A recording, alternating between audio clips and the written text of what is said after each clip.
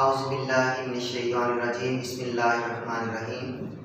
अस्सलाम वालेकुम स्टूडेंट्स, उम्मीद है कि आप सब खैरियत से होंगे। आज का हमारा टॉपिक रेजोल्यूशन ऑफ फोर्स है। Resolve a force into its perpendicular components. इस तरह का क्वेश्चन आ सकते हैं हमारे पास बोर्ड में।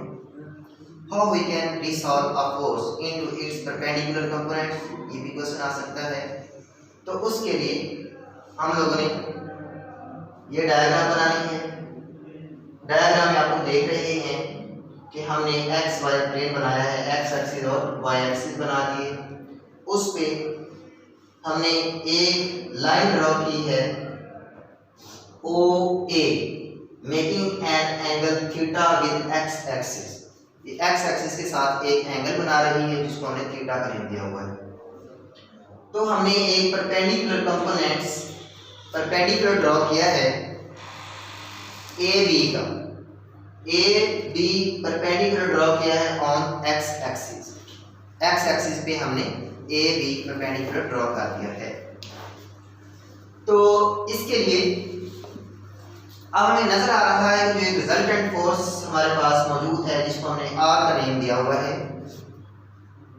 Bye head to tail rule हमने ये फोर्सेस के कंपोनेंट्स को ऐड किया है। Because of Y force is a vector quantity, we can add all the vector quantities by head to tail rule. R is the resultant of these vector quantities F X and F Y. ये हमारे पास F Y component है। हमारे पास जो इसके components आए हुए हैं वो ओ बी कंपोनेंट जो रिप्रेजेंट कर रहा है एफ एक्स को, और ए बी कंपोनेंट रिप्रेजेंट कर रहा है F Y. O B is equal to F X and A B is equal to F Y. जो इनका रिजल्टेंट बन रहा है वो है ओ ए। इसका रिजल्टेंट ओ ए है।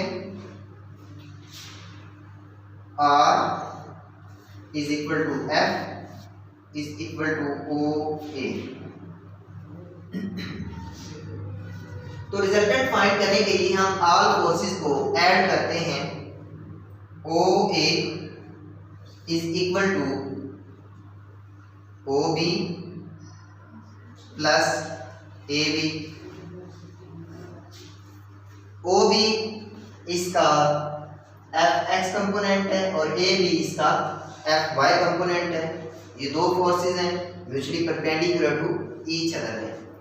हम यहाँ इनकी वैल्यू पुट करते हैं तो O A is equal to force है एफ, रिजल्टेंट फोर्स का नेम देते हैं इसको F X plus F Y का नेम दे देते हैं। अब हमने जब इसके कंपोनेंट्स फाइंड करने हैं, हमने स्प्लिट अप करना है। Splitting up of a force into its perpendicular components is called resolution of a force। हमारे पास ये रिजल्टेंट फोर्स तो आ गई है, हमने इसको अब रिसॉल्व कैसे करना है।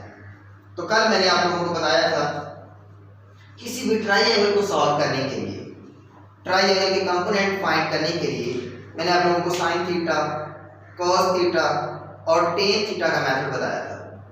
ट्रिग्नोमेट्रिक रेशियोज बताई थी जिसके तहत मैंने आप लोगों को एक छोटा सा फॉर्मूला बताया था, some people have curly brown hair through proper brush. उम्मीद है कि आप लोगों को याद होगा।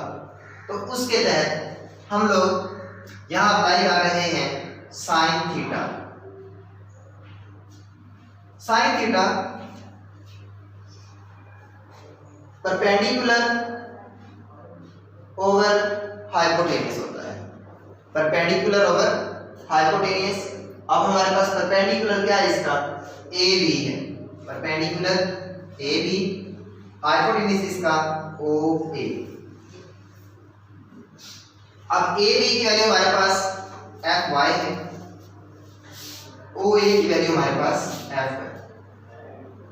तो sine theta is equal to F Y over F आ जाएगा। अगर हमने एफ वाई फाइंड करना हो, क्योंकि ये इसका परपेंडिकुलर कंपोनेंट है, ए कंपोनेंट एफ वाई और ए कंपोनेंट एफ एक्स। ए अगर हमने फाइंड करना हो एफ वाई, एफ इधर डिवाइड हो रहा है इसके साथ जाके मल्टीप्लाई हो जाएगा ये हो जाएगा हमारे पास F sine theta is equal to F Y. हमने फोर्स का एफ वाई कंपोनेंट फाइंड कर लिया है। हमें ट्रिग्नोमेट्रिक रेशियोज आती हैं, हमने इसका ये एफ वाई कंपोनेंट फाइंड कर लिया है। और अगर हमें ट्रिग्नोमेट्रिक रेशियोज नहीं आती होंगी तो फिर एक रट्टा सिस्टम रह जाता है और रट्टा कभी ना कभी भूल जाता है। इसके बाद हमने इसका एफ एक्स कंपोनेंट फाइंड करना है।